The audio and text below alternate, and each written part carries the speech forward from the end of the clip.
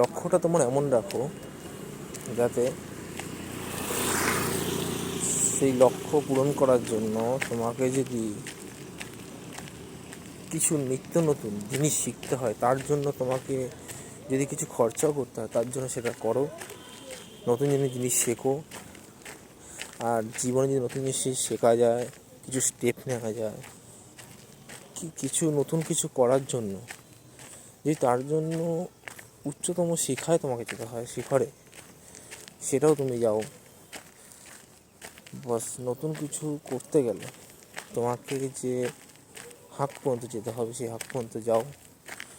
তো আমি মনে করি যে জীবনে ব্যর্থ হওয়ার সাহস রাখে, সে জীবনে এমন জায়গায় পৌঁছায় সে নিজেও কখনো বা তার আশেপাশের মানুষজনও কখনো বিশ্বাস করতে পারবে না যে সেই মানুষটা এত উঁচু জায়গায় পৌঁছে গেছে। তাই বলবো জীবনে চেষ্টা করে যাও।